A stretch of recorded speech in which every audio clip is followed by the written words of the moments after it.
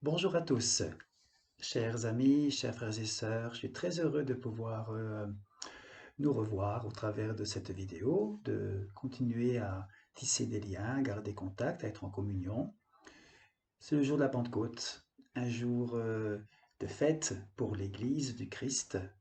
La Pentecôte, rappelons-nous, il y a près de 2000 ans, les disciples étaient rassemblés dans une pièce et tout d'un coup, comme un vent violent, et des flammes comme des flammes de feu se posent sur la tête des disciples et ils sont remplis de la présence de Dieu, remplis du Saint-Esprit. Le guide, le consolateur promis par Jésus est là et c'est le commencement de l'aventure chrétienne. Voilà, là où est l'Esprit du Seigneur, c'est la liberté. Beaucoup de nos compatriotes aspirent à cette liberté depuis quelques jours et le Christ nous dit, là où l'Esprit du Seigneur est présent, là est la liberté. La liberté parce que nous sommes aimés, la liberté parce que nous sommes reconnus, parce que notre vie a un sens et parce que nous sommes accompagnés. Oui, le Saint-Esprit nous est offert à la Pentecôte. Ce n'est pas simplement un événement il y a 2000 ans, un événement historique, mais ça nous concerne aussi pour nous ce matin, là où vous êtes, dans votre salon, dans votre chambre. Le Saint-Esprit veut agir en vous avec douceur et force, avec sagesse, sainteté, avec la vérité, dans la joie, dans l'amour. Alors oui, viens, Saint-Esprit, il est là. Invitons-le tout à nouveau, aujourd'hui, comme chaque jour. Viens, Saint-Esprit, nous avons besoin de toi. Comme tu l'as promis, Jésus, envoie-le sur nous. Et je vous invite à invoquer cette présence qui nous donne l'amour et la paix dont on a besoin. Que l'amour et la paix vous soient donnés au travers du Saint-Esprit ce matin, mon frère, ma sœur. Numéro 503, viens, esprit de sainteté. Première, la deuxième et la cinquième strophe. Viens, esprit de sainteté, viens, esprit de lumière, viens, esprit de feu, viens nous embraser. Viens, esprit du Père, sois la lumière. Fais jaillir des cieux ta splendeur de gloire. Viens, esprit de sainteté, viens, esprit de lumière, viens, esprit de feu, viens nous embraser.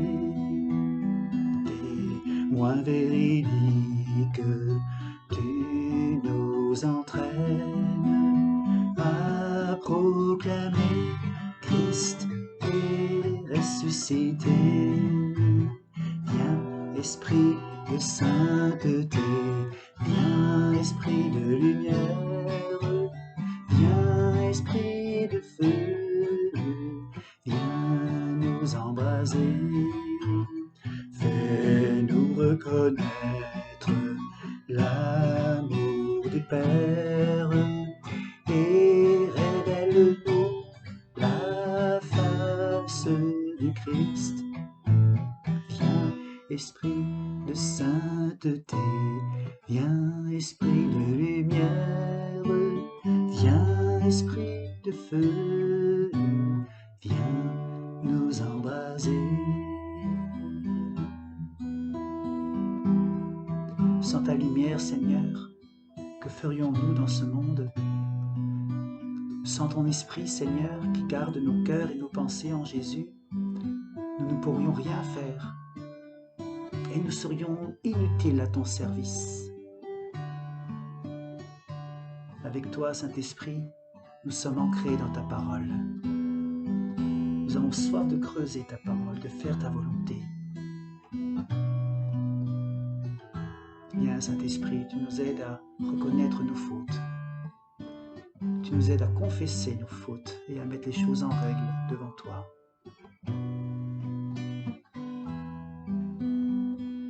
Tu connais le désir de nos cœurs, de marcher dans ta lumière, de servir nos frères et nos sœurs, être comme ton cœur, raisonner comme tu le souhaites. Pour cela, toi, Saint-Esprit, tu es là pour nous aider, pour nous éclairer. Tu es là pour nous fortifier et nous ancrer dans ta parole. Alors, gloire au Père, gloire au Fils, gloire à toi, Saint-Esprit, pour les siècles des siècles. Amen.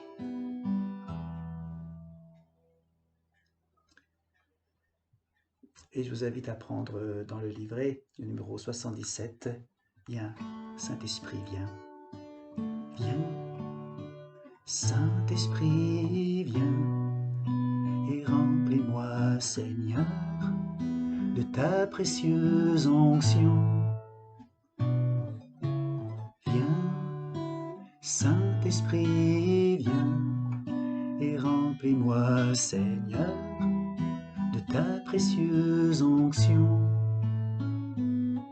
Purifie-moi et lave-moi, restaure-moi, rafraîchis-moi, Seigneur, par ta puissance. Purifie-moi et lave-moi, restaure-moi, rafraîchis-moi, Seigneur, je désire te connaître.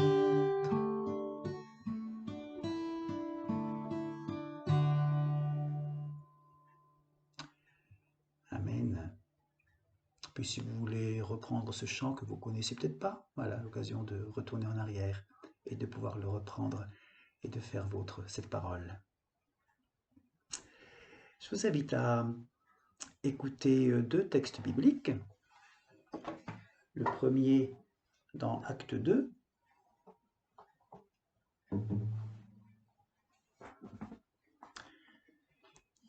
L'Esprit Saint vient sur les croyants, Acte 2, les versets 1 à 4.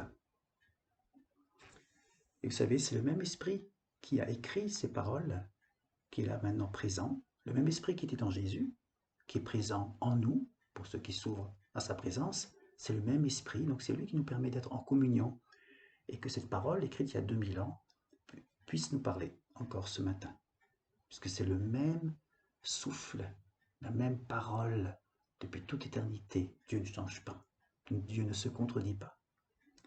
Voilà comment l'Esprit Saint vient sur les croyants. Acte 2. Quand le jour de la Pentecôte arrive, les croyants sont réunis tous ensemble au même endroit. Tout à coup, un bruit vient du ciel.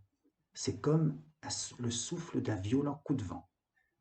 Le bruit remplit toute la maison où ils sont assis. Alors ils voient apparaître des langues, comme des langues de feu. Elles se séparent et se posent sur chacun d'eux. Tous se sont remplis de l'Esprit Saint et se mettent à parler d'autres langues. C'est l'Esprit qui leur donne de faire cela.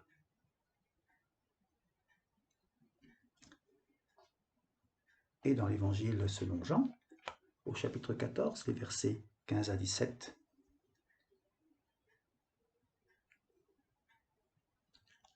Jésus dit, « Si vous m'aimez, vous obéirez à mes commandements, et moi je prierai le Père, et il vous donnera quelqu'un d'autre pour vous aider, quelqu'un qui sera toujours avec vous. C'est l'Esprit de vérité. En effet, le monde ne peut pas le recevoir parce qu'il ne le voit pas et ne le connaît pas. Vous connaissez l'Esprit de vérité parce qu'il reste avec vous et il habite en vous. Je ne vous laisserai pas orphelin. Je reviendrai vers vous. Amen.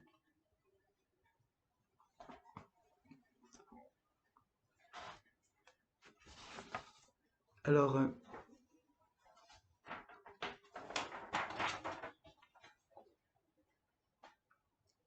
j'ai eu l'occasion cette semaine de découvrir cette petite histoire. L'histoire d'un tracteur rouge. Cette histoire va expliquer, aussi bien pour les enfants que pour les adultes, un peu la présence du Saint-Esprit, la puissance, son efficacité, qu'est-ce qu'il fait. Voilà l'histoire du petit tracteur rouge. Alors je vais peut-être le raccrocher pour que je puisse être à l'aise pour raconter l'histoire.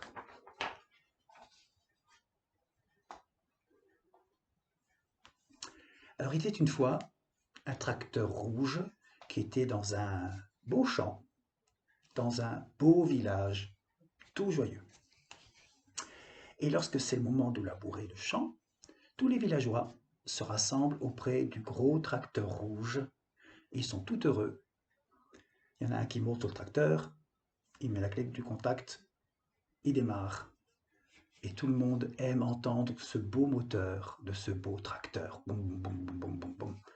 Et les villageois lancent à chaque fois un hurrah, ah, comme c'est beau, parce que le gros tracteur rouge les aide à labourer le champ. Alors voilà comment ça se passait.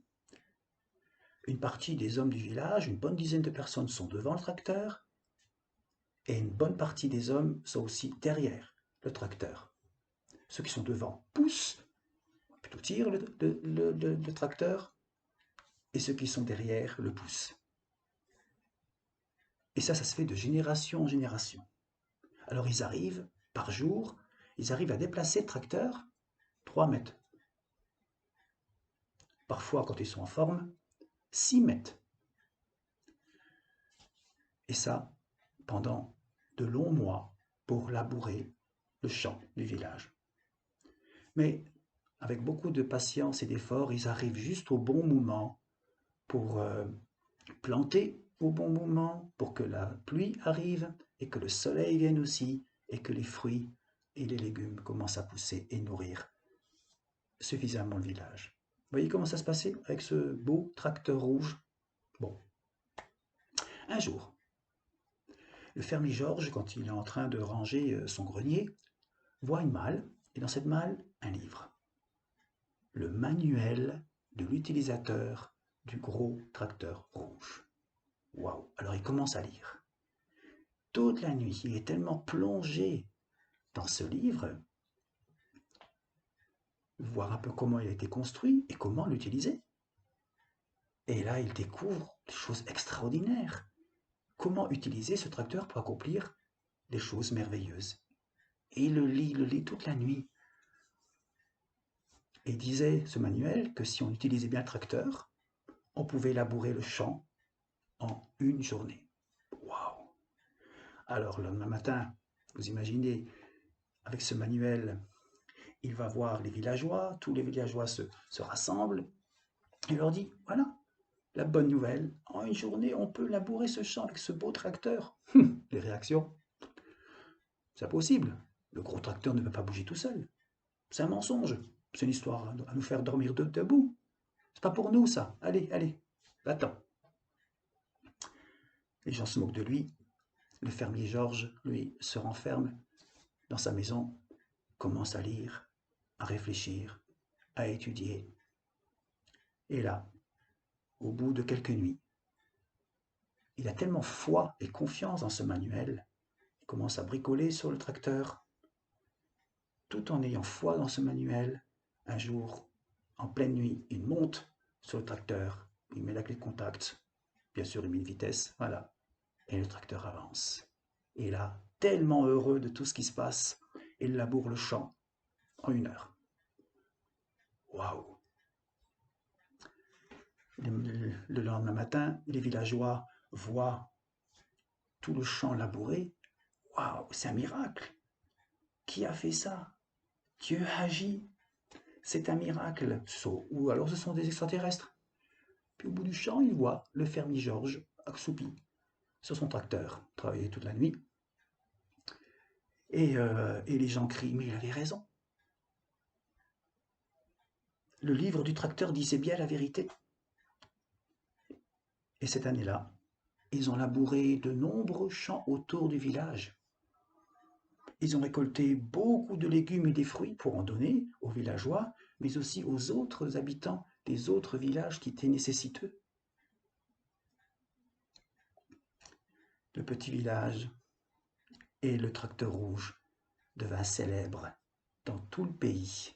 Et on disait partout que les villageois étaient des personnes les plus généreuses du monde entier. Alors quand j'ai lu cette histoire-là cette semaine, je me suis dit, oh, quel bel parallèle.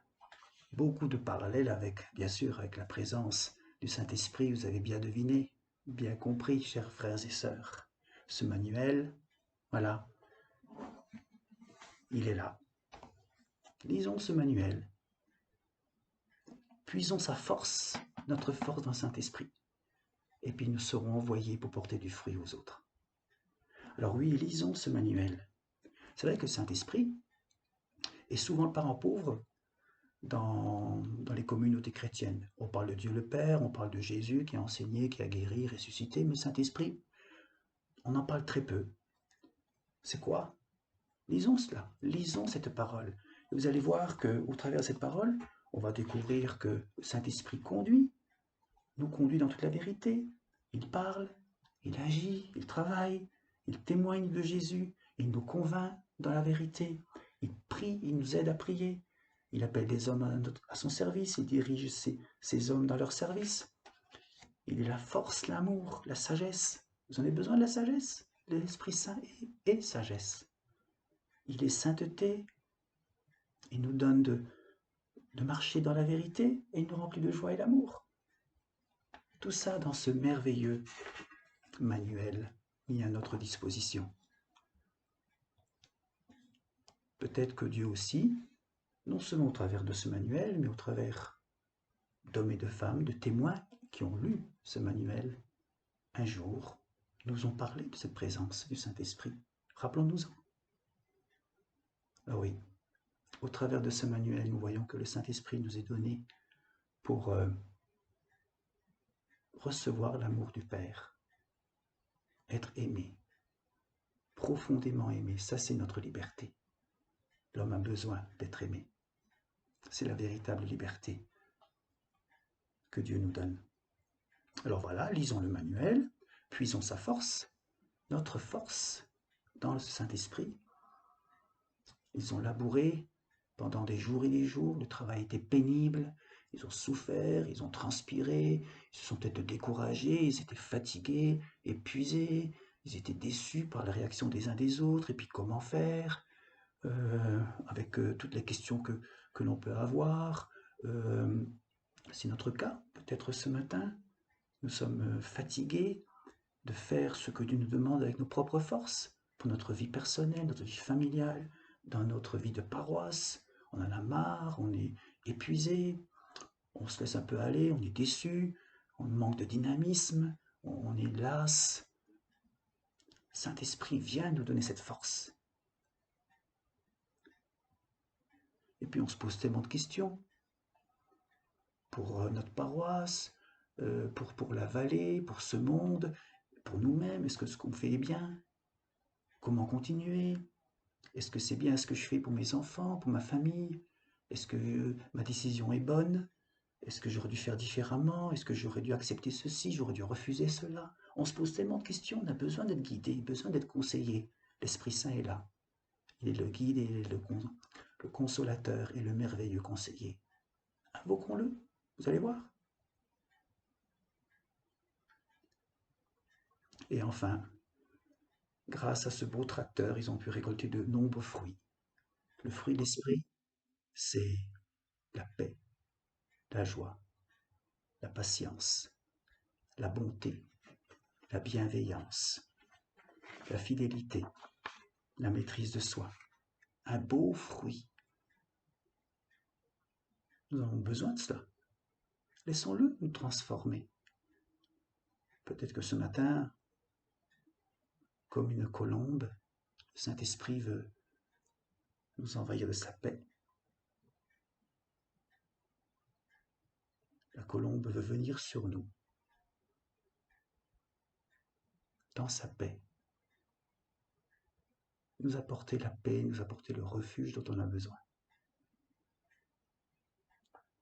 Et à partir de là, on va voir que en ayant la paix, la joie et l'amour, les relations avec les autres sont transformées et on change le monde. Alors oui, Jésus dit, sans ma présence, vous ne pouvez rien faire. On peut, mais avec beaucoup d'efforts, de combat, avec beaucoup d'égoïsme, en disant, avec mes forces, j'y suis arrivé. Non, l'Esprit Saint veut nous accompagner, veut nous aider. À nous de nous ouvrir à sa présence. Vous avez soif? Alors Jésus dit, quelqu'un a soif, qu'il vienne à moi et qu'il boive. Ceux qui croient en moi, des fleuves d'eau vive jailliront de son cœur. Il dit de cela, de l'Esprit que devaient recevoir ceux qui croiraient en lui. J'ai soif. Seigneur, remplis-moi de ta présence. En ce jour de Pentecôte, comme chaque jour, envoie-moi ton esprit, souffle sur moi, Saint-Esprit.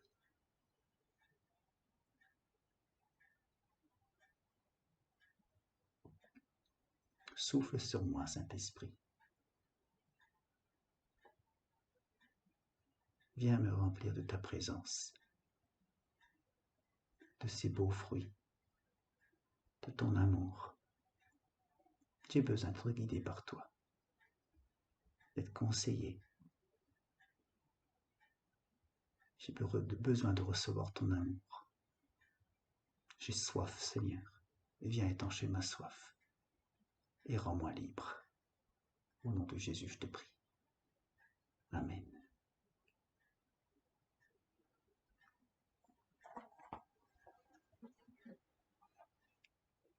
Et je vous invite à continuer ce moment de partage avec le 512, Viens Esprit du Dieu vivant.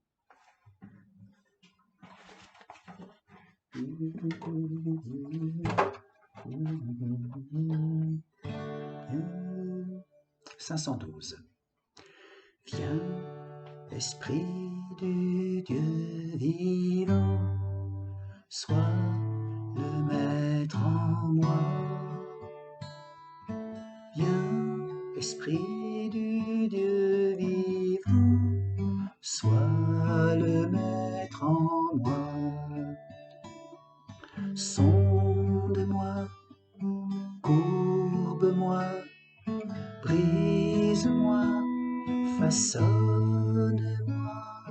Viens, Esprit du Dieu vivant, viens et règne en moi. Viens, Esprit du Dieu vivant, sois le maître en moi.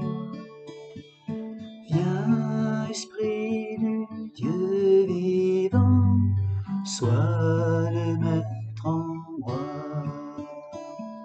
Sonde-moi, courbe-moi, brise-moi, façonne-moi.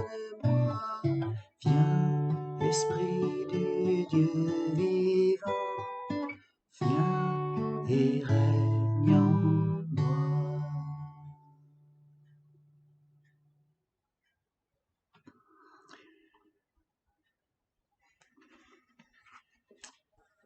Quelques annonces. Alors, le conseil de Nilvange s'est retrouvé la semaine dernière et a décidé, au vu de la moyenne d'âge de la paroisse, au vu de toutes les consignes contraignantes que l'État nous demande, puis au vu de la période d'été avec les congés, de vous proposer les cultes à partir du 6 septembre.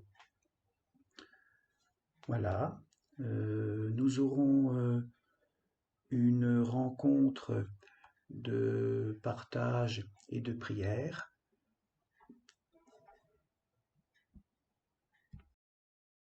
Cette rencontre aura lieu le mercredi 10 juin, donc à 20h, au foyer, à Nilvange, et je vous donnerai des informations au fur et à mesure avec les consignes. Voilà, temps de partage, de prière, d'écoute de la parole. Voilà. Et je vous donnerai aussi des nouvelles pour la paroisse d'Algrange, de savoir qu'est-ce que nous allons faire au niveau des cultes. Voilà, en tout cas, j'espère de tout cœur que, voilà, que doucement nous reprenons certaines libertés tout en étant prudents avec les uns les autres. On va, comme on n'a pas de culte, en tout cas pour Nilvange jusqu'au 6 septembre, on va voir comment nous pouvons aussi au niveau de la vidéo fonctionner avec une ou deux ou trois personnes avec moi au niveau des chants, textes bibliques. Voilà, pour rendre aussi cette vidéo encore un peu plus vivante. Si certains veulent m'aider aussi à participer à ce culte au travers de la vidéo, ben contactez-moi. Comme ça, c'est plus vivant et stimulant de pouvoir le faire ensemble dans le respect des consignes, bien entendu. Voilà. Et je vous invite à nous rappeler cette parole d'envoi et de bénédiction ce jour de Pentecôte dans Jean 14. Jésus dit, « Le Père enverra en mon nom l'Esprit Saint, celui qui doit vous aider. Il vous enseignera tout et vous rappellera tout ce que je vous ai dit. Je vous laisse la paix, dit Jésus. Je vous donne ma paix. Je ne vous la donne pas comme le monde donne. Ne soyez pas inquiets, n'ayez pas peur. » Notre Dieu qui est Père, Fils et Saint-Esprit nous bénit et nous garde. Allons dans sa paix. Amen. Voilà, je vous souhaite de belles fêtes de Pentecôte et voilà, on se réjouit que de pouvoir se revoir, peut-être d'une manière plus individuelle. Je suis à votre disposition. J'ai l'occasion de rendre visite à Georges Roffet, voilà, qui est en meilleure santé progressivement. Voilà, et d'autres encore qui doucement reprennent surface, si on peut dire ainsi. Voilà, on se réjouit que de voir que l'Esprit de Dieu nous rassemble et qu'il souffle dans toute notre vallée. Alors je vous souhaite un bon dimanche et puis à bientôt. Au revoir.